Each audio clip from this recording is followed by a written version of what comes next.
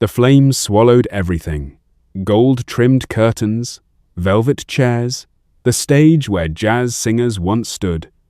Leo Vitale's nightclub, his empire, burning like a funeral pyre. He stumbled through the smoke, tasting copper in his mouth. His ribs screamed with every breath. Behind him, footsteps echoed. Heavy boots. Calm, methodical, the masked gunmen weren't rushing. They knew he had nowhere to run. Leo pressed against a marble column, felt the heat blistering through his shirt. This was supposed to be his fortress, his kingdom. Now it was his tomb. If they knew the truth, he whispered to the darkness, blood dripping from his lip, none of this would have happened. The footsteps stopped. He held his breath. Through the smoke, a figure emerged. Tall, broad shoulders, a black mask covering everything except cold, calculating eyes. "Hello, Angelo," the figure said. Leo's blood turned to ice. That name, that secret buried deeper than any body he'd ever ordered, disappeared. A name no living soul should know. "Who told you that?"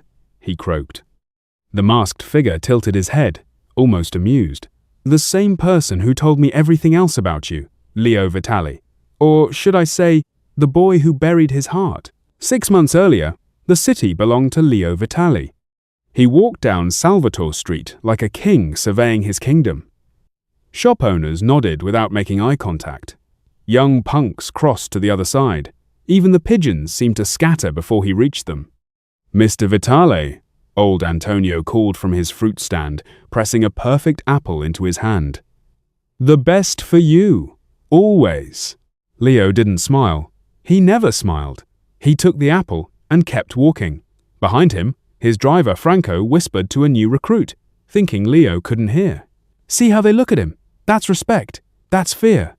Leo Vitale, the man born without a heart. The myth had grown beyond Leo's control.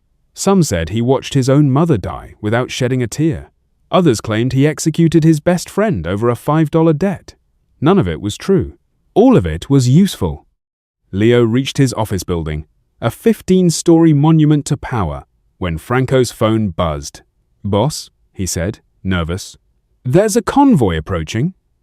3 black SUVs, no hostile signatures. Leo turned. 3 vehicles rolled down the street like a presidential motorcade. They stopped precisely in front of him. The middle door opened. A man stepped out, and the whole street seemed to brighten. Darius Vale had the kind of smile that made people forget their own names. "Mr. Vitale," he said, extending a hand. "I've heard legends. The reality exceeds them." He was handsome in a dangerous way. Sharp suit, perfect teeth, eyes that sparkled with manufactured warmth. Everything about him screamed, "Trust me." Leo didn't trust him, but he shook his hand anyway. 2 weeks later, Darius stood before the commission. Every boss in the city gathered in the underground chamber, faces hard as granite. These men trusted no one. They'd survived decades by assuming everyone was an enemy. Yet when Darius spoke, they leaned forward. "Gentlemen," he said, his voice smooth as aged whiskey, "the police are upgrading their surveillance. The feds are tightening their nets. But I offer you City Shield's security network. Untraceable, unbreakable. A system that protects your operations while monitoring threats in real time." Vincent Caruso, the oldest boss, actually smiled. "This technology, it's proven? I've installed it in 3 cities. Crime rates dropped. Arrests of connected individuals? 0. The bosses murmured approval. Even Sal Benedetto, who once killed a man for looking at him wrong, nodded enthusiastically. Leo watched from the shadows, studying Darius. Something felt wrong. Too perfect. Too easy. Then he heard it. A crash. Near the kitchen entrance, a young black waitress stood frozen, a tray of broken glasses at her feet. She wasn't looking at the mess. She was staring at Darius like she'd seen a ghost. Her name was Mara. She cornered Leo after the meeting, her hands shaking as she grabbed his sleeve. "Mr. Vitale, please! That man, Darius, he isn't what he says." Leo pulled his arm free. "You broke glasses because you recognized a security consultant?" I worked in Chicago 2 years ago. Different restaurant. Same man, different name.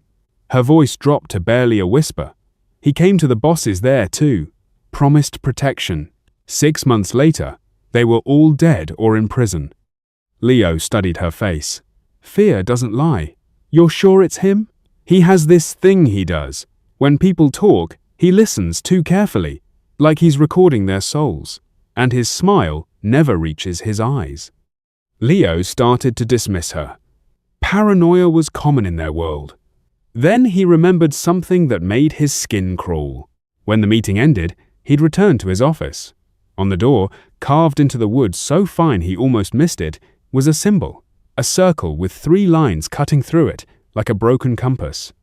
He'd seen that mark once before, long ago, in a place he'd spent 20 years trying to forget.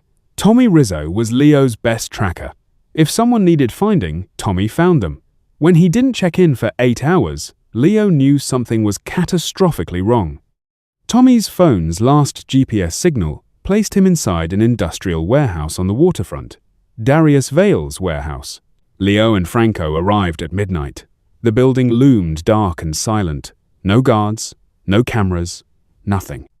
Inside, the space was empty except for shipping containers stacked like metal coffins. Tommy's phone lay in the center of the concrete floor, screen shattered, pieces scattered like bones. No blood, no signs of struggle, just the phone. "Boss," Franco whispered, "we should go." Leo bent down, examining the shattered device. Then he felt it. The temperature in the warehouse dropped. The hair on his neck stood up. "Hello, Leo." Darius's voice came from behind them. Leo spun around. Darius stood 15 feet away, hands in his pockets, wearing that same perfect smile. "Looking for something?" he asked. "Where's Tommy?" "Tommy? I'm afraid I don't know anyone by that name." He stepped closer.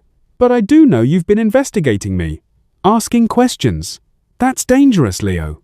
Curiosity has ended bigger empires than yours." Franco's hand moved toward his gun.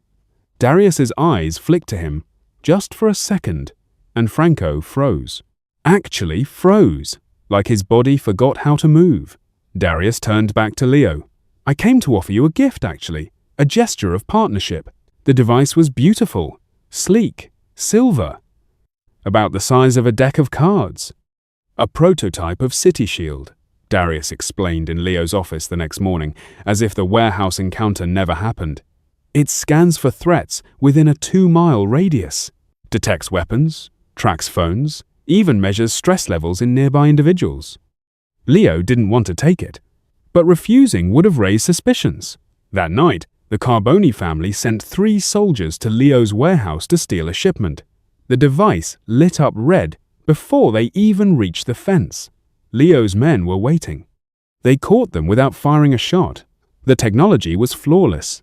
But when Darius came to collect the device the next morning, he asked to scan Leo's office for baseline calibration. Leo agreed. Darius waved the device slowly across the desk, the chairs, then pointed it at Leo. The screen flickered. Numbers scrolled. For just a second, less than a heartbeat, Darius's smile changed. The warmth vanished. His eyes became predatory, hungry, like a shark that had just tasted blood. Then the moment passed. The smile returned. "Perfect," he said softly. "Absolutely perfect." That night, Leo dreamed of fire. Not the nightclub fire. This was older, different. He was 7 years old, hiding in a closet while the house burned around him. Through the crack in the door, he could see her, his sister, Elena. She was covering the closet with her body, screaming at the men to stop, that there was no one else here. They shot her anyway. And as she fell, she looked directly at the closet and whispered a name. Not Leo, not Vitali. "Angelo," she whispered. "Run, Angelo."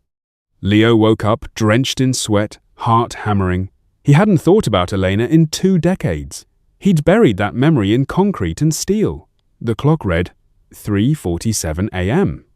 He got up for water, hands still shaking. That's when he saw his office mirror. Scratched into the glass, so fresh the edges still had fragments clinging to them, was one word: Angelo. 3 more men vanished over the next week. Carmine, Paulie, Big Joe, all last seen near Darius's installations. The men who remained started acting strange. Leo's underboss, Victor Romano, used to speak in grunts and curses. Now he talked about optimal security paradigms and threat mitigation strategies. Darius's exact phrases. Leo cornered Victor in the garage. "What happened to you?" He blinked, confused. "Nothing, boss. I'm better than ever. We all are. Mr. Vale has shown us a better way." "A better way? Listen to yourself. You should embrace the future, Leo. Resistance only creates unnecessary friction in the operational framework." Leo grabbed his collar. "Say one sentence that sounds like you." Victor's face went blank. Empty.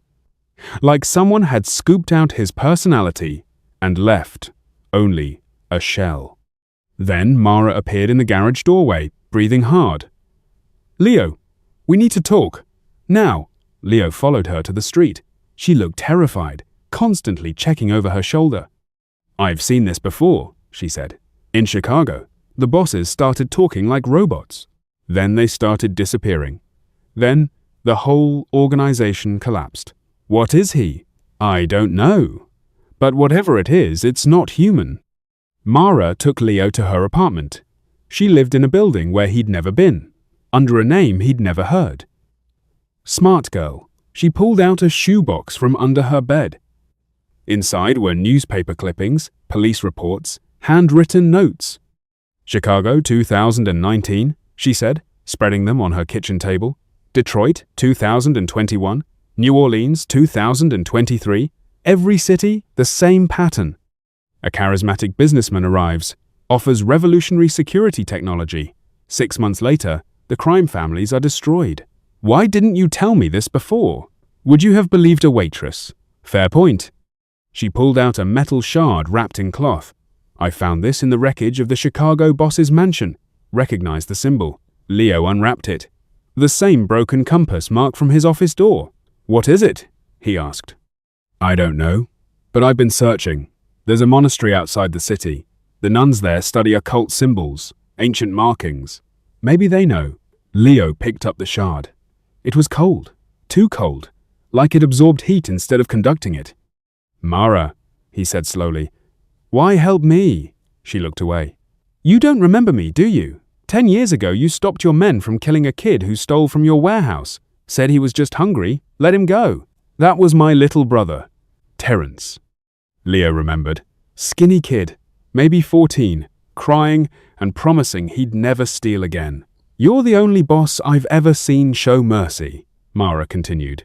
"That's why I know you're not what they say. You're not Heartless." They found the warehouse at the old docks. Mara's research connected Darius to a shell company that owned the building. Breaking in was too easy. No alarms, no guards, just an open door, like an invitation. Inside, they found a room filled with computers, but not normal computers. These had biological components, things that looked like they were growing rather than built. And the recordings, hundreds of them, all audio files labeled with names. Victor Romano, Tommy Rizzo, Carmine DeLuca. Each file played the same thing. Heartbeats. Just heartbeats, steady and rhythmic, until they slowly became erratic and finally stopped. Mara's hands shook as she scrolled through the files. Then she stopped, pointed at the screen. One recording, newer than the others. The label made Leo's stomach drop. Angelo, Vitale, Primary, Source, WAV. She clicked it. Leo's own heartbeat filled the room. But underneath it, something else. A whisper. A voice. Words he couldn't quite make out, but felt in his bones. "Leo," Mara breathed. "What is this?" Before he could answer, every computer screen in the room flashed red. Leo's safe house exploded at 6:32 a.m. He kept files there, records, evidence, blackmail material on every politician, judge, and cop in the city. Insurance policies accumulated over 15 years. The explosion was surgical. It destroyed everything without damaging neighboring buildings. Professional, precise, Franco called Leo in a panic. "Boss, the cops are saying it was a gas leak, but it wasn't gas." Leo had built that safe house with 3 separate security systems. Darius hadn't attacked it. He'd known exactly where it was, what was inside, and how to erase it from existence. Leo's phone buzzed. Unknown number. A text message appeared. "I know what you're hiding. The question is, do you?" DV. Below the text was an image, a photograph of a grave. Elena Vitale, Leo's sister, dead 23 years. And carved into the headstone, fresh enough to still show stone dust, was the broken compass symbol. Victor Romano tried to kill Leo 3 days later. He walked into Leo's office with dead eyes and a gun already drawn. No hesitation, no emotion, just raised the weapon and fired. Leo dove behind his desk. The bullet shattered his computer monitor. "Victor, what the hell?" "You're interfering with the program," he said in that hollow voice. "Mr. Vale requires compliance." Franco burst through the door, his own gun drawn. "Boss!" Victor turned, fired twice. Franco went down. Leo rushed Victor, caught his wrist, slammed it against the desk until the gun fell. Victor didn't cry out, didn't struggle properly, just kept repeating, "You're interfering with the program." Leo pinned him down, looked into his eyes. Nothing. No recognition, no fear, no Victor. What did he do to you? City Shield scans more than threats, Leo. It maps emotional signatures, identifies psychological weak points, rewrites neural pathways. His voice was mechanical now, like a recording. "Mr. Vale is coming for the part of you that still feels, the part you think you killed. He's going to harvest it." "Harvest what?" Victor's face twitched. For just a second, the real Victor surfaced, terrified and trapped. "He's coming for your heart." Then his eyes rolled back, and he collapsed. Franco groaned from the floor. Still alive. Leo called for the doctor, but his hands wouldn't stop shaking. "Harvest your heart." What the hell did that mean? Leo drove to St. Catherine's Parish alone, the neighborhood where he grew up, where Eleanor died. The streets looked smaller than he remembered. The old playground was gone, replaced by a parking lot. The bodega where they bought candy had become a vape shop. But the church still stood. Sister Agnes answered the door. She must have been 90 now, bent and fragile, but her eyes were sharp as ever. "Angelo Vitale," she said softly. "I wondered when you'd return. How do you know that name?" "Because I was there the night your sister died. I helped pull you from that closet," she gestured inside. "Come, we need to talk about the mark." Her office smelled like old books and candle wax. She poured them both tea, neither of them drank. "The symbol you've been seeing," she began, "is very old, very dangerous. It belongs to an organization that studied emotional manipulation. They called themselves the Architects. What did they want? To create perfect soldiers, people with no emotional weaknesses, no fear, no guilt, no mercy. They experimented on children, trying to break their capacity for feeling. She looked at him with sad eyes. "You were one of those children, Angelo. The fire that killed Elena was their doing. They wanted to see if extreme trauma would shatter your emotional core. Why me? Because you showed unusual resilience. Most children broke easily. You didn't. Even after watching your parents die in the first fire, you still felt, still loved. So they tried again. The room felt too small. Eleanor, they killed her to break me. Yes, and it didn't work. You survived. You hardened yourself, yes. Built walls. Became the Leo Vitale the world fears. But your heart didn't die, Angelo." She reached across the table, touched his hand. "You just hid it." Sister Agnes showed Leo files, records kept by a priest who'd investigated the Architects before his own mysterious death. "They were disbanded in 1998, she explained, after a scandal exposed some of their experiments. But the knowledge survived. The techniques, the technology. And Darius? He was one of them, a true believer. The files say he was considered their greatest success, a child who fully embraced emotional emptiness. They made him into something that could mimic human connection while feeling nothing." She pulled out an old photograph. A group of men in lab coats standing around a device that looked eerily similar to the City Shield scanners. This was their dream, Sister Agnes said, a machine that could identify and extract specific emotions. They believed that if they could harvest the emotional essence of someone who resisted their conditioning, they could perfect their process, create an entire army of emotionless soldiers. Why me? Why now? Because you're one of the few survivors who retained emotional capacity despite their best efforts to destroy it. You're rare, Angelo. Precious. Your emotional resilience is exactly what Darius needs to complete his work. Leo stood up, feeling sick. What emotion does he want? Sister Agnes looked at him with infinite sadness. The one you buried deepest, the one you've spent 23 years running from. I don't understand. Yes, you do. You just don't want to remember. Mara met Leo at a diner across town. She'd been digging through the files they'd stolen from Darius's warehouse. I decrypted his research notes, she said, sliding a laptop across the table. City Shield doesn't just scan emotions, it maps them, creates detailed profiles of every person it scans. But there's a special protocol. He calls it primary source extraction. On the screen were diagrams that looked like cross-sections of a human heart, not the physical organ, something else, energy patterns, emotional signatures. He's been scanning everyone in the city. Mara continued, building a database, but he's only looking for one specific signature, a pure source of, she scrolled down, love. The word hit Leo like a bullet. Not just any love, she added quickly, selfless love, the kind that survives trauma, the kind that exists even when the person tries to kill it. She looked up. He's been searching for someone who experienced profound love and then buried it so deep they convinced themselves it didn't exist. What happens when he finds it? He extracts it, harvests it, uses it to power something he calls the resonance engine, a device that can rewrite human emotional capacity on a massive scale. Why would anyone want that? Control. An emotionally empty population is easy to manipulate. No empathy means no resistance to cruelty. No love means no reason to fight for others. Leo stared at the screen, at those impossible diagrams. What emotion is he after? Mara's voice became very quiet. The love you felt for your sister. The love that survived her death. The love you tried to bury so it couldn't hurt you anymore. Leo hit Darius's installations with everything he had.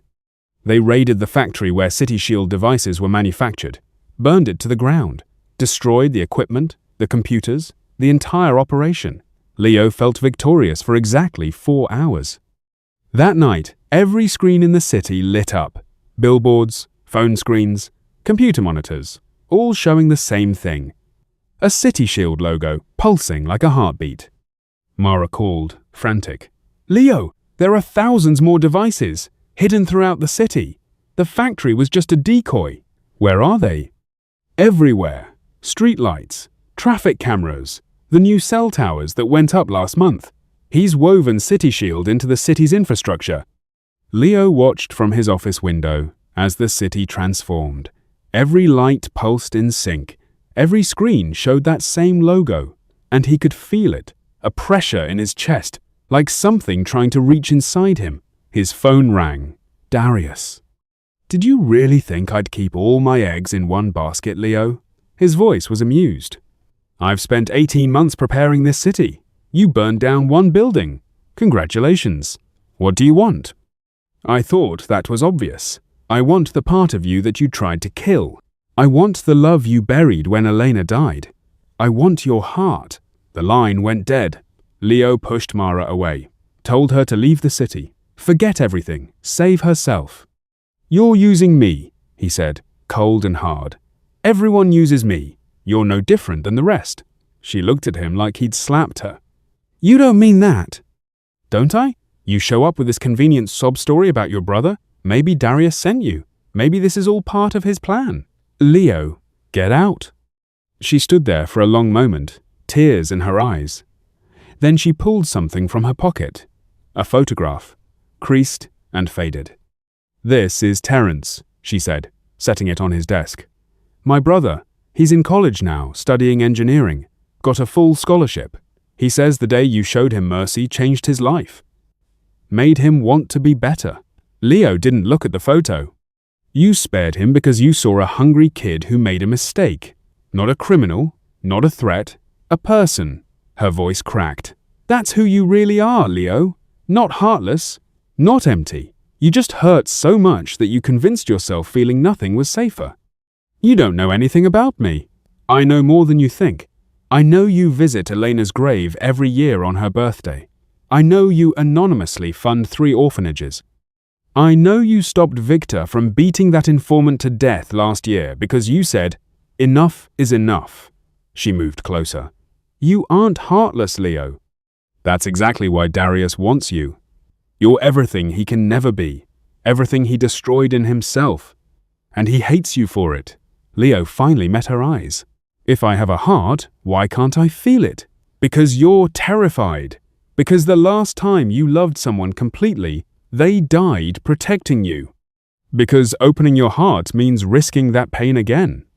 She touched his cheek, gentle. But you can't kill love, Leo. You can only hide from it. And Darius knows exactly where you hid it. The scientist found Leo 2 days later. His name was Dr. Felix Brennan, and he looked like he'd been living in sewers, gaunt, paranoid, constantly checking over his shoulder. I worked for the architects, he said in Leo's office, refusing to sit. 20 years ago, I helped design the emotional extraction protocols. Why tell me? Because I've been trying to atone ever since. When I heard Darius was active again, I knew he'd come for you. He pulled out files, spreading them across Leo's desk.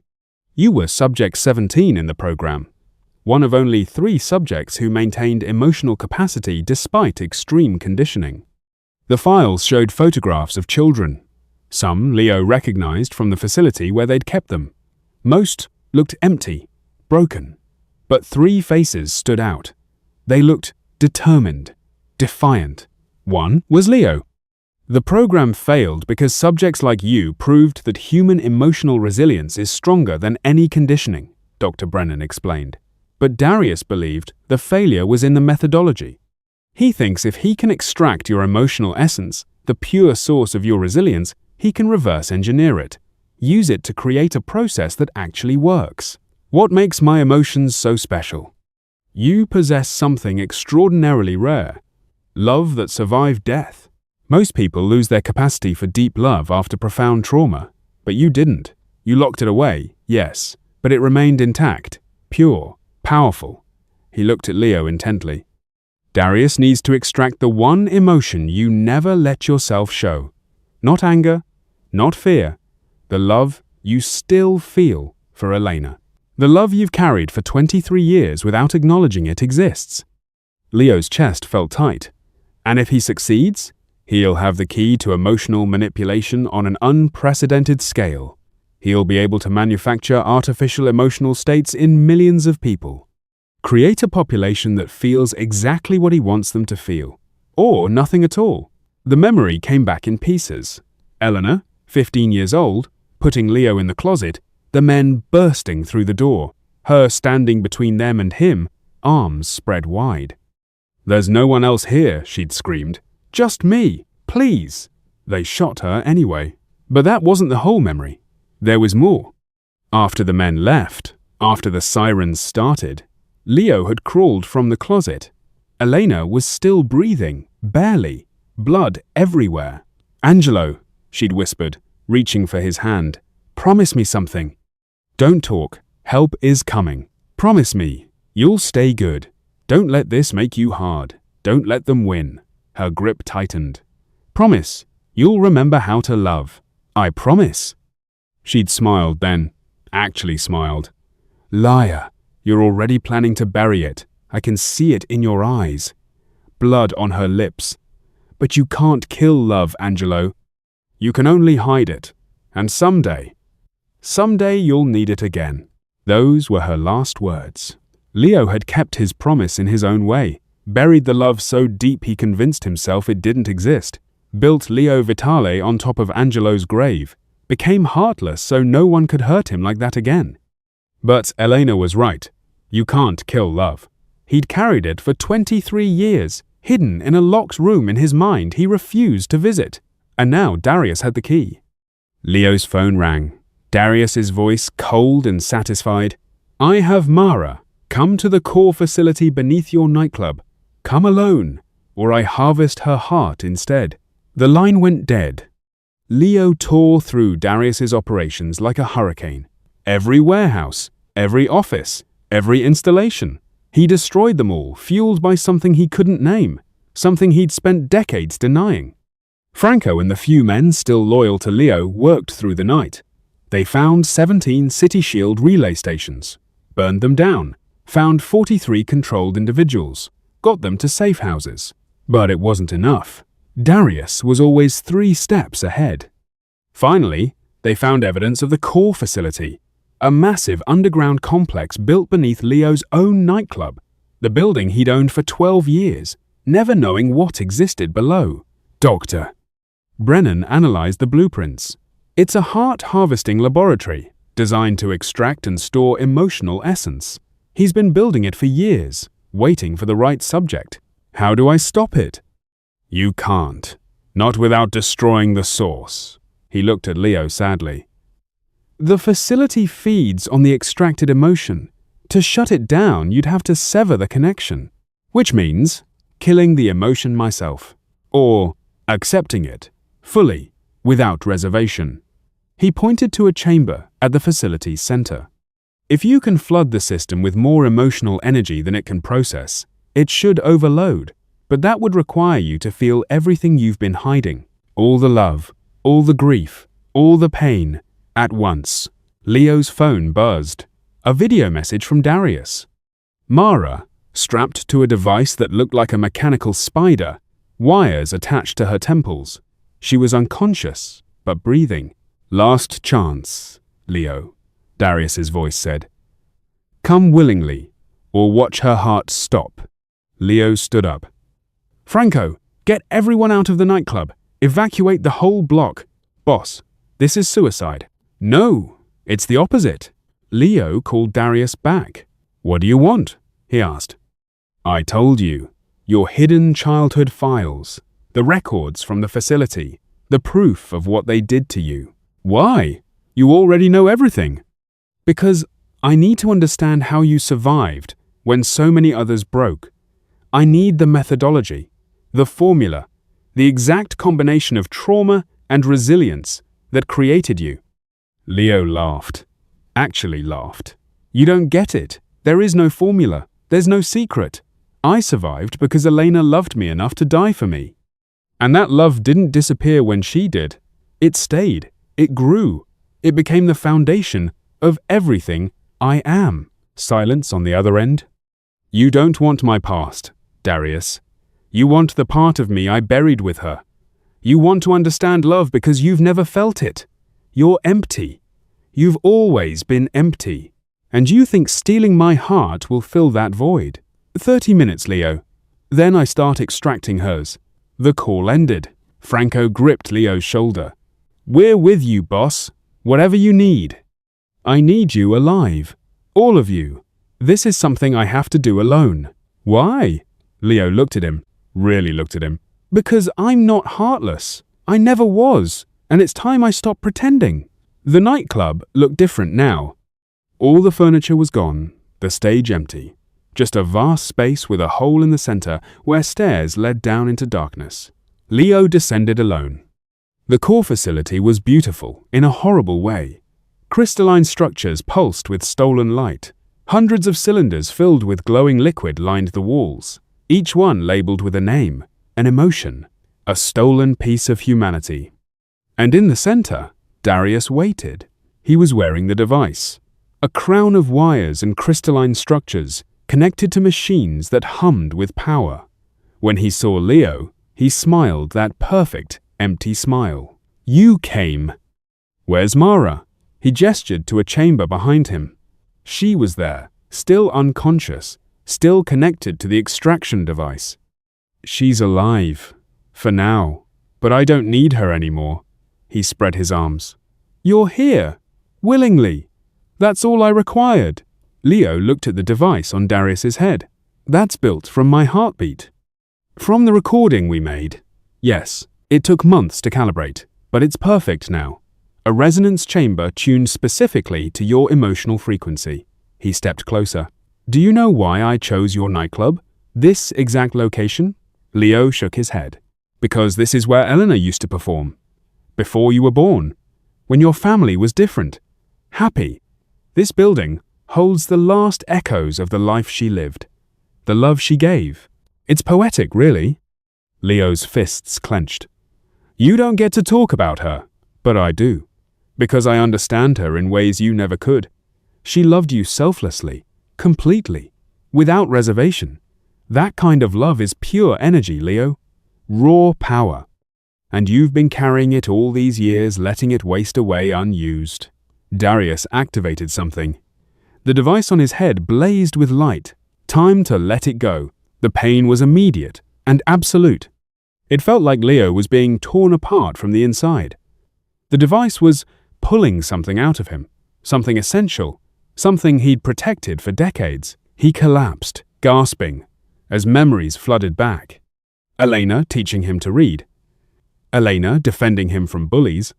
Elena sharing her lunch when he forgot his. Elena singing him to sleep when nightmares came. Eleanor bleeding on the floor, smiling, telling him to remember how to love. You weren't chosen because you were heartless, Darius said, his voice echoing strangely. You were chosen because you couldn't be broken, because love is the strongest force in human consciousness, and yours survived conditions designed to destroy it. The device pulled harder. Leo screamed, Your rare emotional resilience is the only pure source my machine needs. Once I extract it, I can replicate it, manufacture it, control it. I'll finally understand what I've always been missing. The room blurred. Leo could feel it happening, feel the love being ripped away.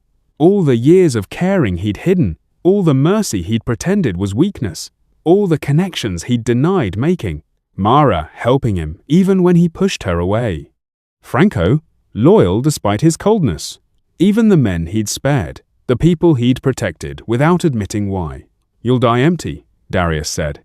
Just like me. Just like we were always meant to be. The extraction reached critical mass. Leo could feel himself disappearing, becoming the hollow thing he'd always pretended to be. And then he remembered Elena's last words. You can't kill love, Angelo. You can only hide it. She was right. The love wasn't being destroyed, it was being freed. Leo stopped fighting the extraction. Instead, he embraced it. Opened every locked door in his mind, tore down every wall he'd built, let himself feel everything he'd been hiding. The love he felt for Elena still burning bright after 23 years. The gratitude he felt for Mara's loyalty. The genuine care he had for his men, even when he pretended he didn't.